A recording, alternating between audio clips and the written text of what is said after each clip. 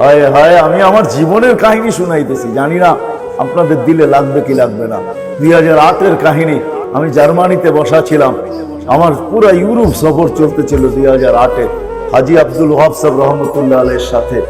2008-এ বড় ব্যথিত ছিলাম। ওটা আবার শুনাইলে কে কি বইলা ফেলে জানি না। এই যেদিন আমার সফর শুরু, এর 6 দিন আগে আমার বড় ছেলে মারা গেছে, যাকে আমি 6 বছর টানা চিকিৎসা করছি। আমার সবচেয়ে বড় ছেলে ওই 6 দিন আগে মারা যায়। 6 দিন পরে আমার সফর শুরু হয়। মন ভাঙ্গা ছিল, সফর চলতেছিল পুরা ইউরোপ, তখন 25 দেশ। জার্মানিতে বসা ছিলাম, এক নব মুসলিম আসছে, আইসা বলছে 2টা মিনিট নিব, আমি বহুত দূর থেকে আসছি। জিজ্ঞাসা করছি কত দূর থেকে আসলে? 700 কিলোমিটার দূর থেকে আমি আসছি, ছোট একটা মাসলা জিজ্ঞাসা করার জন্য। আমি শুনছি একজন মুফতি সাহেব আছে, এই জন্য আমি মাসলা জিজ্ঞাসা করতে আসছি। বলছি কিসের মাসলা? আমি মুসলমান, আমার মা বাবা মুসলমান না, আমি আমার অমুসলিম মা বাবার সাথে কি ব্যবহার করব? আমার আল্লাহ কি বলে, আমার রসুল কি বলে, আমার কোরআন কি বলে, আমার হাদিস কি বলে? একজন নব মুসলিম 700 কিলোমিটার দূর থেকে আসছে। আমি বলছি মাসলা বলবো, কিন্তু তোর পা দুইটা দেয়, আমি একটা চুমা দিয়ে আনি। তোর পা চুমা পাওয়ার যোগ্য। তুই যত জায়গা দিয়ে আসছিস, সমস্ত তরুলতা তোকে দোয়া করতেছিল, কণা পর্যন্ত দোয়া করতেছিল। এখানে একটা কথা এটাও বলবো, হায় হায়, একজন নব মুসলিমের ভিতরে এতটুকু আগ্রহ যে আমার মা বাবার সাথে খারাপ ব্যবহার। আমি ইসলামে তো আসলাম, জান্নাত যেন হাত থেকে ছুটা না যায়। আমি ইসলামে তো আসলাম, আল্লাহ যেন নারাজ না হয়ে যায়। ইসলামে তো আসলাম, আমার জীবনকে তো থুতু দিয়ে আসলাম, আমার রসুল নারাজ না হয়ে যায়। এই জন্য 700 কিলোমিটার ছড়তে পারে। এখানে একজনও নাই যে কোনো আলেমকে কোনোদিন জিজ্ঞাসা করছে, কোনো যুবক জিজ্ঞাসা করে নাই, কোনো বৃদ্ধ জিজ্ঞাসা করে নাই, কোনো নারী জিজ্ঞাসা করে নাই, পুরুষ জিজ্ঞাসা করে নাই যে আমি আমার মা বাবার সাথে কি ব্যবহার করবো, আমাকে একটু শুকায় যাবে। কোনো আলেমও বলতে পারবে না কাউকে জিজ্ঞাসা করছে ওনাদের। আমরাও করি, অথচ কদমে কদমে ওলামা। হায় সোনার গায়ে কত হাজার আলেম, কদমে কদমে ওলামা। যেন পায়ে হাত রেখা বলে আলেমদের কাছে আসে, জীবনটাকে করেন মুহাম্মদুর রাসূলুল্লাহ ব্যতীত জীবন গড়ার বিকল্প কোনো রাস্তা নাই, কসম খোদার নাই।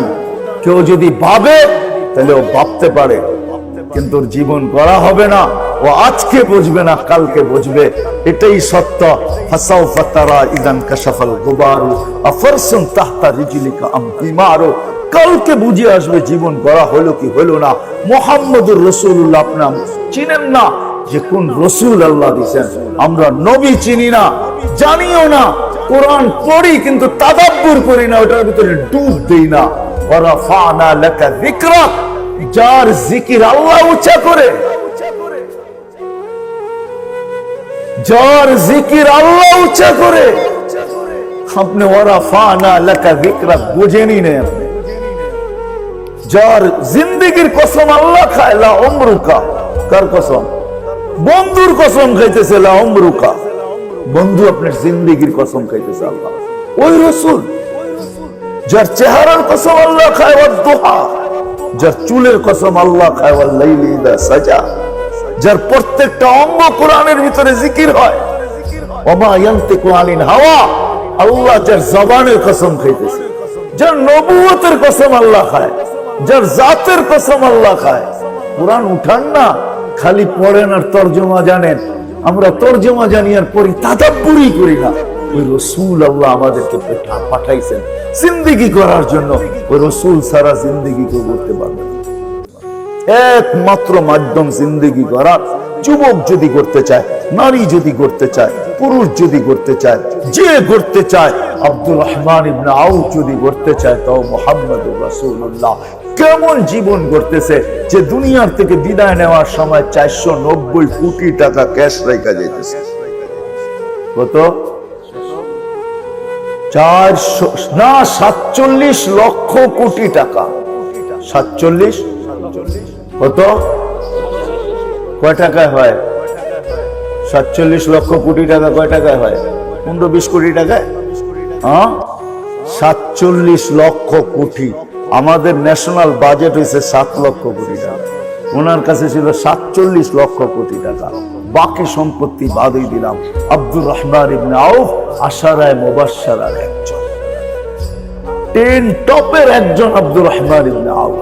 ওসমানে গনি, হায় হায় হায় হায় হায় হায় হায় হায় বললে আবার কে কোন দিক কি বলে জানি না, যাকে আল্লাহ বহুতবার বলছে ইফআল মা শিতা ক্বাদ গাফারাল্লাহু মিন যামবিকা মা তাকাদ্দাম ওয়া মা তাআখার।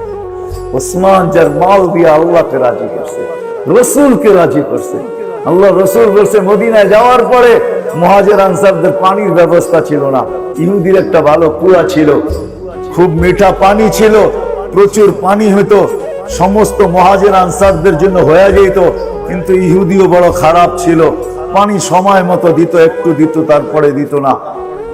তো আল্লাহর রাসূল একদিন ওসমান রাদিয়াল্লাহু তাআলা আনহুকে বলছে, ওসমান মুসলমানদের পানির ব্যবস্থা নাই, ইহুদির কুয়া তো খুব ভালো। শুধু আলোচনা করছে। ওসমান রাদিয়াল্লাহু তাআলা আনহু ইহুদির রক চিনতেন, যে বলছে কুয়া বিক্রি করবি? কয় না। কত হইলে বিক্রি করবি না? এটা কত হইলে, কত টাকা হইলে করবি না? তো ইহুদি অর্থের লোভী ছিল, গাট্টি ভরা চাইছে, চাইতে দেরি ওসমান ডন বলতে দেরি করলেন, ডন কিনা করলাম। বাড়িতে আইছেন, গাট্টি ভরা নিয়ে মেরা দিছেন মাথার উপরে, ল দেখুয়া এসে বলছে ইয়া রাসূলুল্লাহ। এর আগে জিবরিল আলাইহিস সালাম এসে দাঁড়াইছিলেন, বলছে ইয়া রাসূলুল্লাহ কুয়া কিনা ফেলছি, মুসলমানদের জন্য দিয়া দিলাম, আপনার জন্য আর মুসলমানদের জন্য।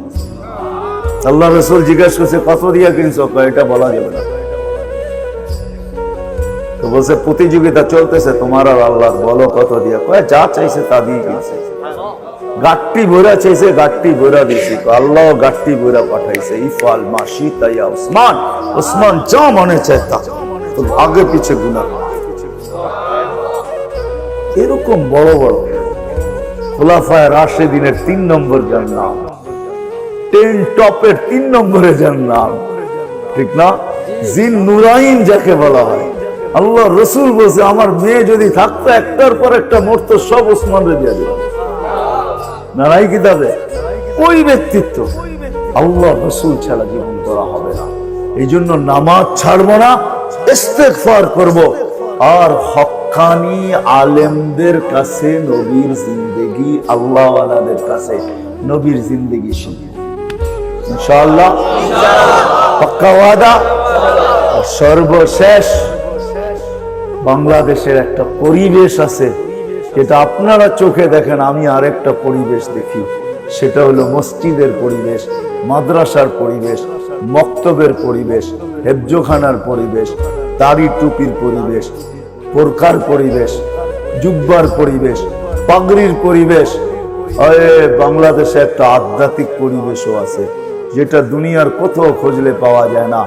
এরকম একটা আশেকানের পরিবেশ, এই পরিবেশও দুনিয়ার কোথাও পাওয়া যায় না।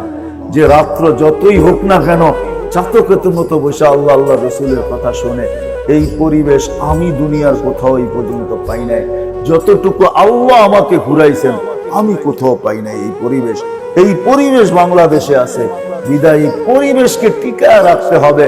তাইলে দুনিয়া যতই চিৎকার দেখ না কেন যে বাংলাদেশে দুর্যোগ আসবে, দুর্যোগ আসবে, আমি বিশ্বাস করি বাংলাদেশে কোনো দুর্যোগ আসতেও পারে, কিন্তু এরকম হবে দেওয়ালে লাইগা বাড়ি খায়া বল যেদিক থেকে আসে যেরকম ওদিকে ফিরা যায়, দুর্যোগ যেদিক থেকে আসবে এই জমিনে বাড়ি খায়া ওদিকে চলে যাবে ইনশাআল্লাহ।